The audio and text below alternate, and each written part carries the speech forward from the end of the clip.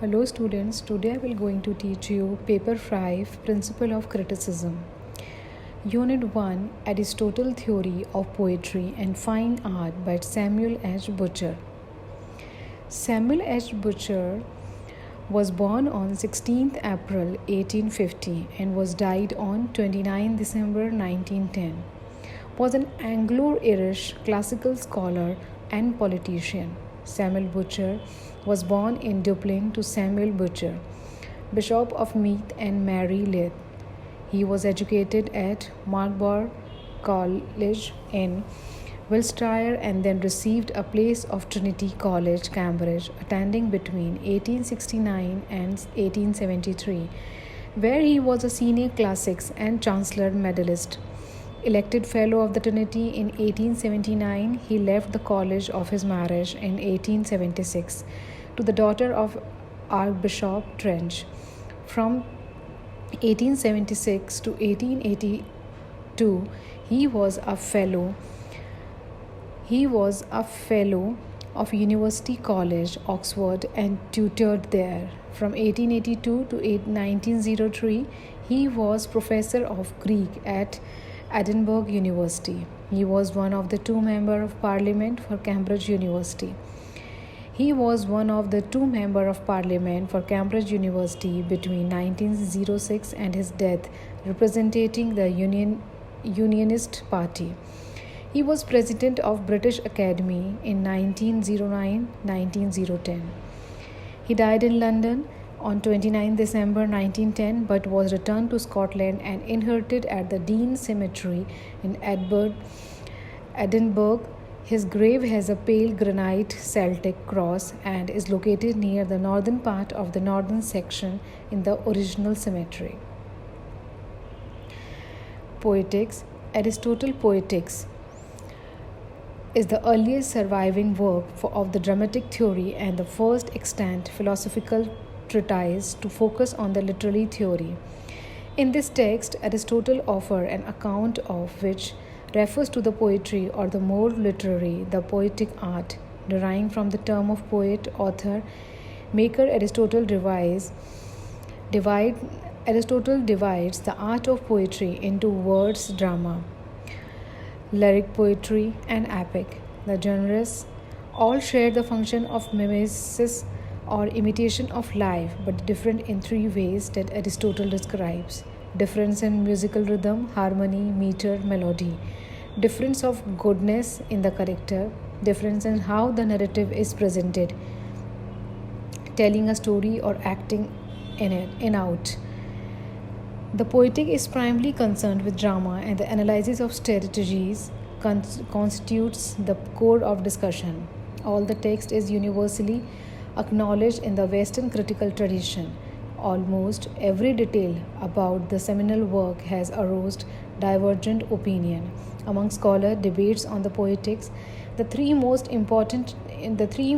prominent have concerned the meaning of catharsis and hamartia, these being the best known. Overview. The table of content pages of Poetic found in modern library basic work of Aristotle identify 5 basic parts within it. Preliminary discourse on tragedy, epic poetry, comedy as chief forms of imitative poetry. Definition of tragedy and the rules for the constructions. Definition analyzes into qualitative parts. Rules for the construction of a tragedy. Possible critics of an epic or the strategy and the answers to them. Tragedy as artistically superior to epic poetry. Tragedy has everything that the epic has, even the epic meter being admissible. The reality of presentation is felt in the play as read, as well as the play as acted. The tragic imitation requires less time for the attainment of its end. It has more concentrated effect. It is more pleasurable than one with a large admixture of the time to dilute it. Synopsis. Aristotle distinguished between the genres of poetry in 3 ways: matter, Language, rhyme, and melody for the Aristotle make up the matter of poetic creations. When the epic poem makes us use of language alone, the playing of the lyre involves rhyme and melody. Some poetic forms includes a blending of all the material. For example, Greek strategy drama, including a singing chorus, and so music and language were the part of performance. The correct convey with what dramatical music creation, the topic of poetics in ancient Greece, had music, dance, and language. Aristotle of the Poetic helped prove for Plato and Aristotle at least some epic rhapsodies used all three means of mimesis, language, dance, and music. Subject also agents. In some translation, Aristotle differentiate between tragedy and the comedy throughout the work by distinguish the nature of the human characters that populate either form. Aristotle find that tragedy deals with serious, important, and virtual people. Comedy, on the other hand, treat all the less virtual people and focus on the human weakness and foibles. Aristotle introduced her the influential tripartite division of characters in superior to the audience, inferior, or at the same level. Method: one may imitate the agents through use of the narrator throughout or only occasionally using actors to speak the lines directly. This latter is a method of tragedy without use of narrator. Aristotle, art, and Greek tragedy. Throughout the ages, philosopher has wrestled with the notion of art at every possible level, from the Plato to the Marx, Aristotle to Hume, Kant to Danto. History great minds have theorized about the nature of art, testing the depth of the human understanding. With art, one can easily find discussion delving into ontology, epistemology, metaphysics, ethics, sociology, psychology, and even politics without even scratching the tip of the iceberg. Yet, even with the enormous breadth of the concepts of the art on which the meditate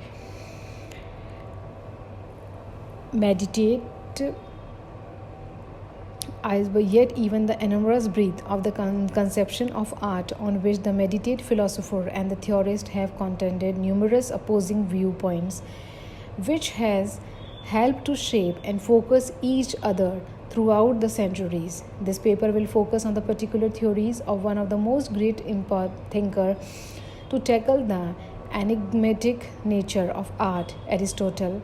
While Aristotle did not have the vast wealth of art theory to respond to the later philosopher would have, he did immediately follow the first and one of the most epoch philosopher to comment on the nature of art, Plato.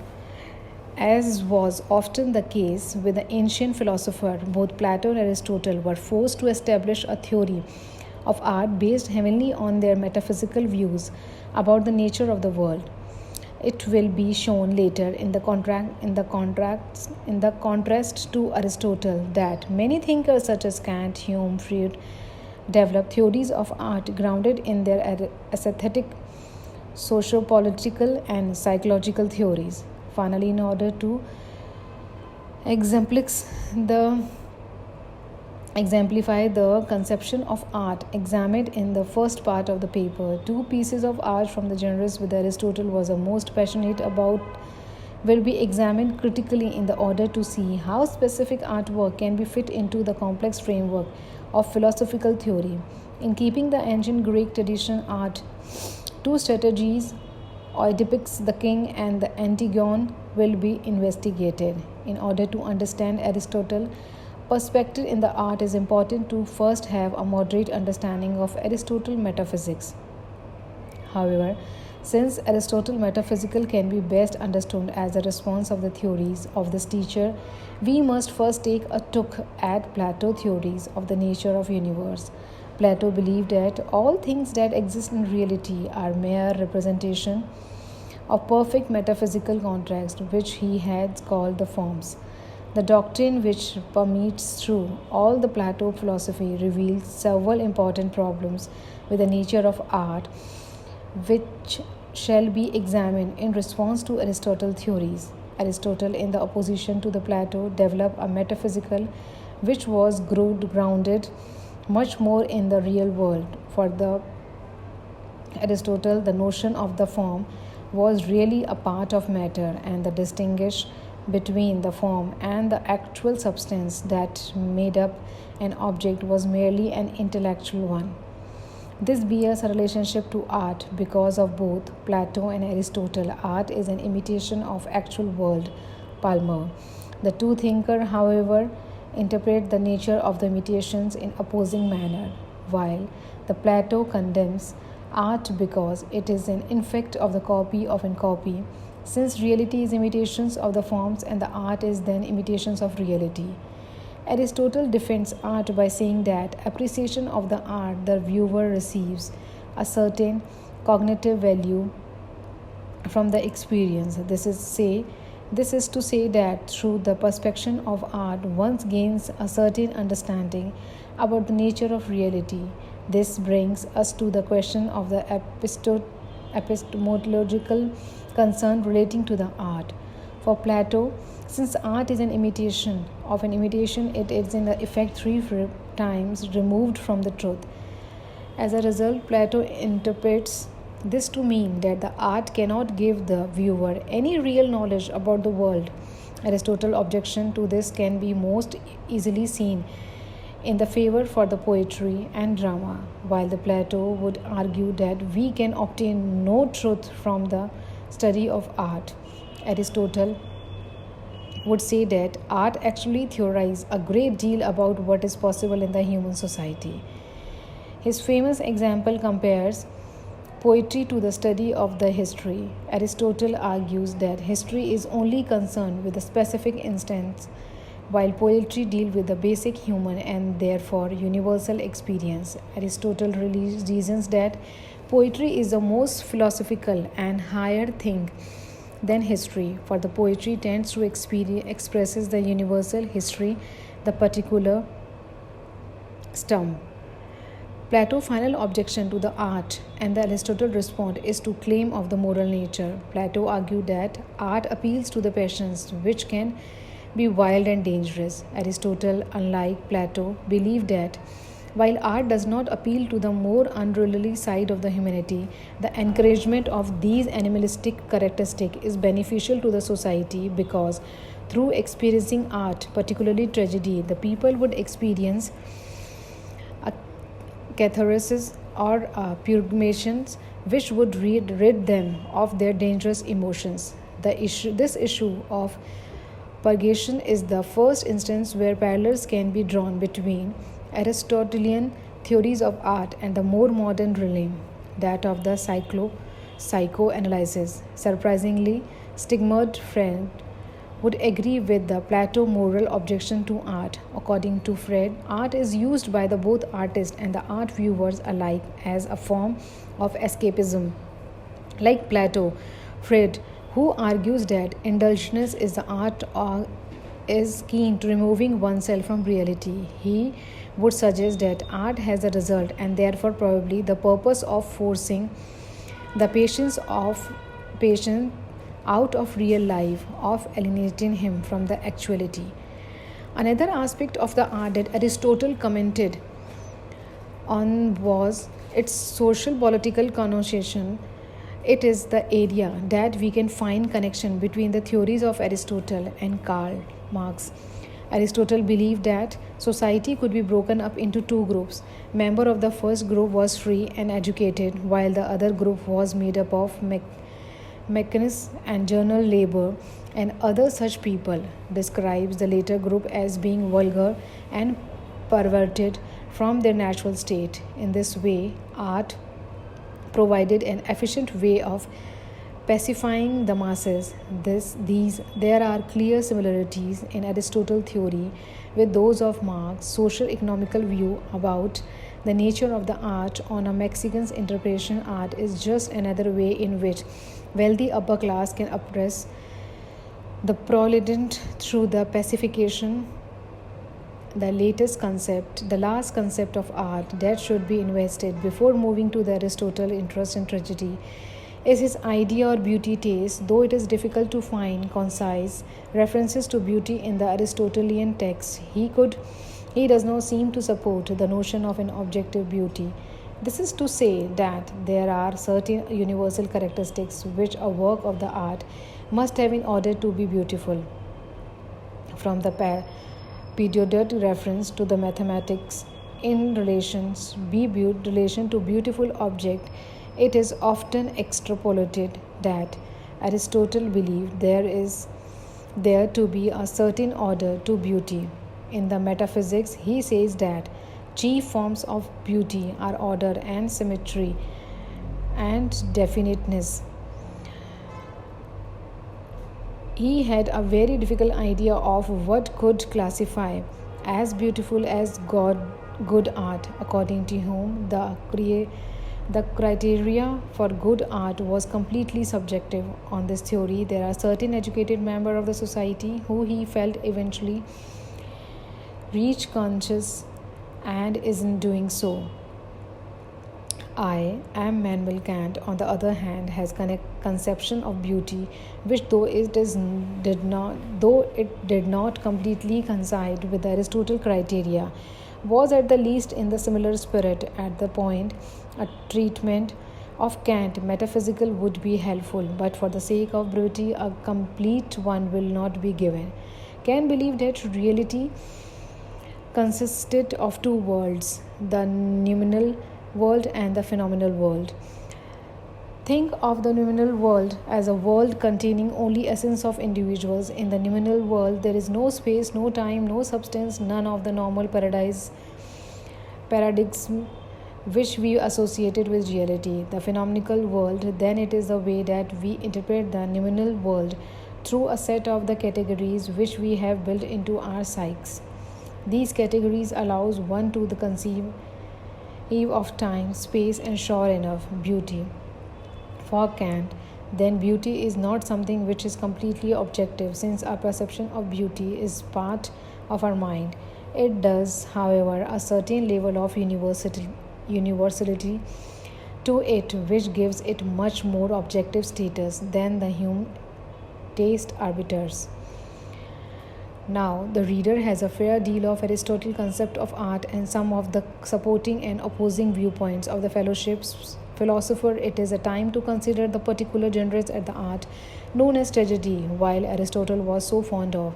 He definitely defined tragedy as a imitation of the action, that it is serious, which indicates arousing pity and fear, wherewith to accomplish it catharsis of such emotions. Notice the reviews of word imitation is in the definition. Recall that Aristotle thought that by imitation of the action one can get insight into the nature of the universe. Also recall, for Aristotle, one of the main objectives of art was to indulge a purgation which would rid the citizen of their less pleasurable emotion. For the Aristotle, a successful tragedy would be one with the main character was neither too victorious nor too villainous. The plot should start out well for the main character and then, through no more fault of his own other than a possible mistake in the judgment, he should come to the demise which instills feeling of pity, sadness, and anger in the gallery, thereby indulging catharsis. Aristotle's favorite tragedy was Oedipus, the King by the Spokos. The play begins with the Laius and the Jocasta, the king and the queen of Thebes, upon the birth of their son. An oral proclaims that he will kill his father and marry his mother. Petrified, the king, queen abandon their son to die in the wilderness, but he is picked up and cared for by a shepherd. The shepherd takes Oedipus to the town of the Gorothnith, where he is adopted by the king and the queen. One day, where Oedipus is grown, he learns that he has been adopted and goes to an oral in search of answers. Instead, the oral tells him that He will kill his father and marry his mother, not believing that he was truly adopted. Leaves Corinthians as to avoid killing who he thinks is his father and marrying who he thinks is a mother. At the intersection in the road, he gets into a struggle with a group from the Thebes and end up killing King Leos, who was traveling in disguise, not knowing what he has done to the continues onto the Thebes, and eventually ends up marrying Queen Jocasta and becoming the king. He rules well, and he and Jocasta end up having 4 children together. Then one day, Sutkias reveals to them the truth of their situation, and Jocasta commits suicide. Meanwhile, Oedipus goes out his eyes and banishes himself from Thebes, destined to become a wandering beggar. For Aristotle, Odysseus the King is a perfect tragedy. It has the worthy main character and the complicated plot. Through a sequence of the coincidences and unforeseeable events, Oedipus is reduced to deed without knowing it. The ability for such an avoidable mistake to cause such is meant to illustrate the fluidity of the human life. Since the drama shows how a good person confronts adversity and it irrigates a cleansing through the emotions of fear and pity. Eventually, after many years wandering the land as a blind beggar, Oedipus attains sort of the stately statures in the eyes of his fellow Greeks. On the Aristotle, more general conception of the art Oedipus has a worth as an imitation and would conceivably happens to anyone in the Greek society.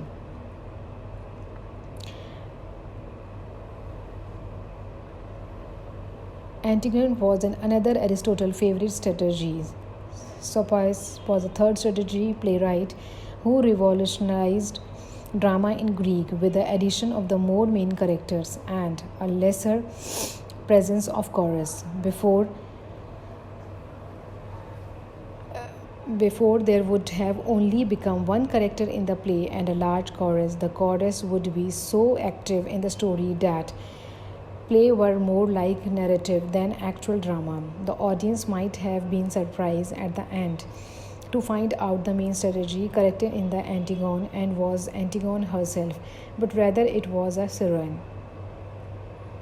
As has been illustrated, Aristotle have a very coincidental idea of nature and the purpose of art, especially as it is related to the strategy and drama. While many of the philosophers who came before and after Aristotle has opposing philosophy of the art, one can't deny that his theory has made good sense in the historical content, and many of them still have some merit today.